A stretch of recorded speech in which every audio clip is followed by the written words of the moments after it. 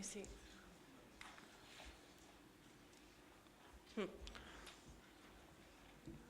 Izvoli, znači možeš nam predstaviti. Može samo tehnička pomoć nekako. If you can help me with this.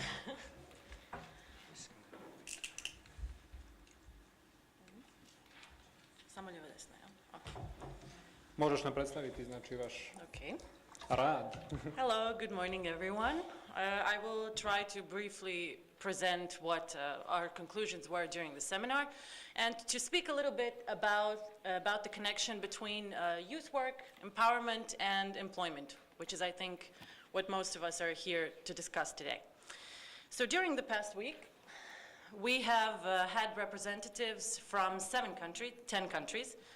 Montenegro as the hosting country, of course, Croatia, Serbia, Macedonia, Slovenia, Italy, Spain, Estonia, Czech Republic, and the United Kingdom. We've had a seminar of young people involved in working with other young people, so of youth workers, who have dedicated their time and efforts to exchanging experiences and ideas regarding youth work perspectives and relevant topics that they encounter in their everyday activities. Okay.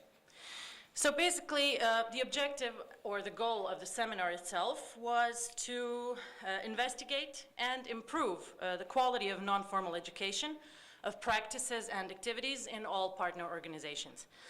It was important for us to review, evaluate, and of course exchange good practice examples, as well as to examine the significance of youth work and volunteering in each country and how it can directly benefit local communities.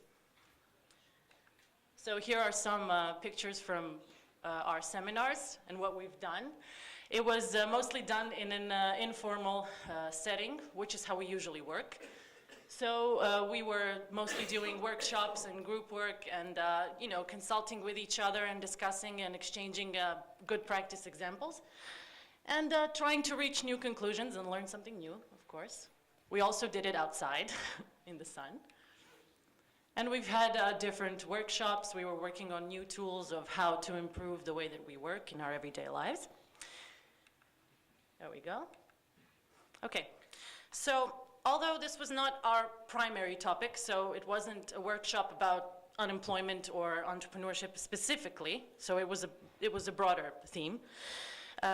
During the research, we've done a brief analysis of factors which contribute to young people's quality of life, including, of course, youth unemployment. So for the member states, you have a list here. For the member states, we took the data from Eurostat for unemployment rates among young people. By young people, I mean the group between 15 and 24 years of age. So you have the data here. It varies between 10.5% for Czech Republic to 47% for Greece. For non-member states, the unemployment rates, as you can see here, 45% for Macedonia, 31.4% in Serbia, and 40.5% for Montenegro. This was the data that we found. Now, there are, of course, some causes for this trend. What we identified was, first of all, the educational system in the countries, that is existing in the countries, which is usually quite rigid and it's not adapted to a changing world, especially speaking from the perspective of, let's say, the countries in the region. We know that our educational systems are mostly like a relic of the past. So it's focused mainly on achieving a diploma, a degree, and getting a job or a vocation that is not necessarily needed in the labor market. So basically, young people are not provided with relevant skills and competences which can help them become useful and become leaders in the future. For the most part, young people in the formal educational system are still passive recipients of information, whereas modern education and the modern society should focus on creativity and progressive action. So students in the school should be co-authors and not simply an audience. Other factors, of course, have to do with young people themselves, because they are brought up, we believe, in a world that they're not ready for. So the way that they have been brought up does not match what they should be and how they should behave. So mostly they've inherited their parents' and grandparents' viewpoints. They believe in a system that probably no longer exists. They're told, for example, to graduate in order to get a job, when the realities of employment are changing. They're completely different today. For example, as you know, our generation can no longer expect to have one single job for the rest of their lives. We have to be open to lifelong learning and adaptability. In order to achieve this with young people, we have to make sure that they believe in themselves first, that they know what their strengths are, what their weaknesses are, and learn how to overcome everyday obstacles. So during our workshops, we've examined our attitudes and experiences, and we've realized that most of the time when we deal with youth and when we start thinking about what they want, we are being prescriptive. So we look at what is lacking in their lives, and then we make the decision for them. We decide that they want something without really asking them.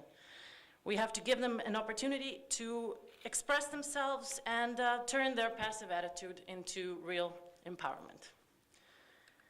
So when we talk about empowerment, it's not just a popular catchphrase, so something that you should just say and you just sound very educated and very enlightened.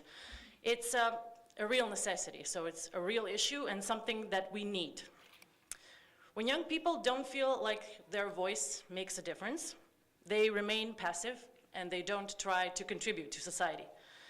So unless we make them aware of their own worth, we're just pushing them along the path of least resistance. They just give up, and they just remain a statistic and a hot potato for various institutions. So they are an issue which needs to be resolved, and then we deal with the consequences instead of using their potential and actually making them aware of their potential so that they can use it. On an individual level, for each person, to empower youth, it means to give them a chance to gain control over their lives. For them to become aware of what they need, of what their interests are, of what their strengths are, and to encourage them to become more active. That's the main point. Because as we know through our own experience in school and in life, basically as young people throughout education, we just seek validation all the time. So we study so we can get good grades, to make our parents happy, to make your grandmother proud. And then you go to school to get a diploma, and when you get a diploma, then it looks very impressive, and you apply for a job, and you get a job because you want to impress your employer. And meanwhile, you don't stop to think about what you want, what your skills are, and whether you would like to create something instead of just working for someone, and whether you can contribute to society. Our job as youth workers and others who are involved in this issue is to make young people understand what they want, who they are, and to believe that they can achieve anything they want, which sounds a little controversial, but I'll get to that. Young people have to identify and develop their skills and critical thinking, not very popular today, but this should be developed, in order to become self-aware and to grow and to become a propelling force in their communities, and they have to be the pioneers of change.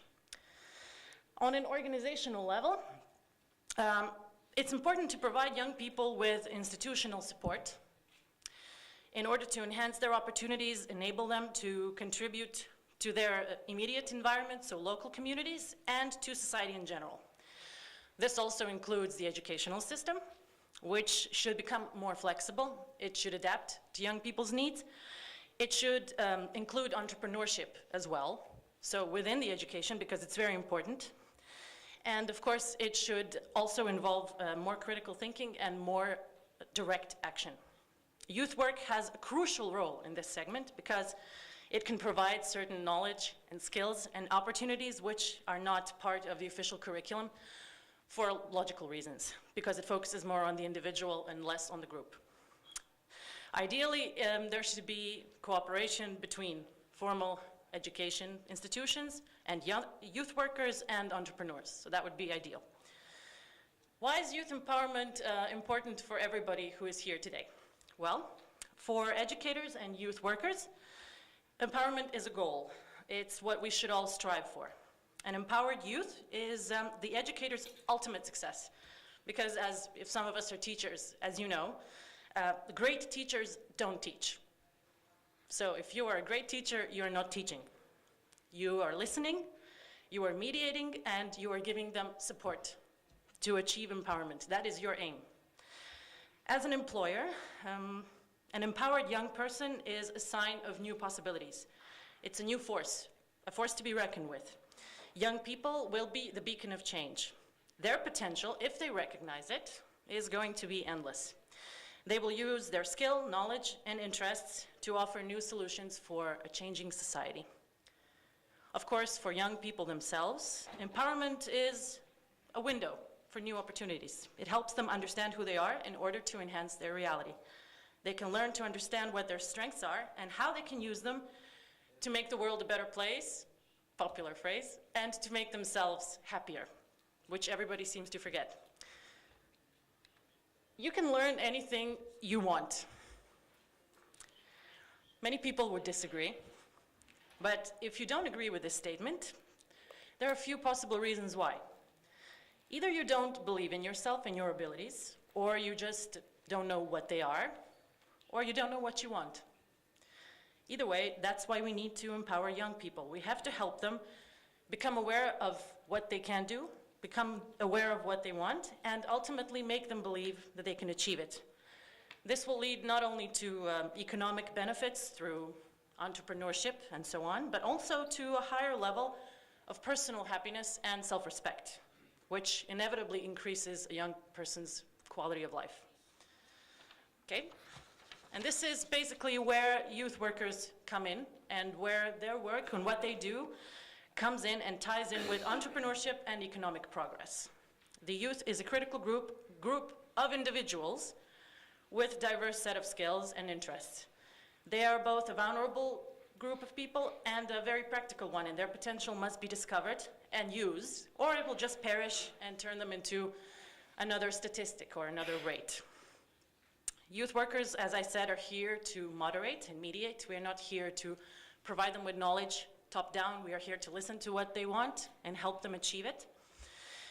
We have to help them become more empowered and confident, to motivate them to participate and actively contribute to society. Empowered youth will, as we believe, be the generators of change. They will embrace social entrepreneurship and create the world instead of just adapting to it. They will be the authors of tomorrow and not the victims of yesterday. That's why we need to reinforce the position, the legal and institutional frameworks supporting and shaping youth work. In each of our countries, as we have discovered, we need to enable people who work with young people to access education, tools, and methodology in order to enable them to actively boost young people's confidence and skills. We will advance only through cooperation and dialogue, as we know, and as long as we begin to perceive young people as our target group, and not only as an unpleasant problem which needs to be resolved by someone else, hopefully.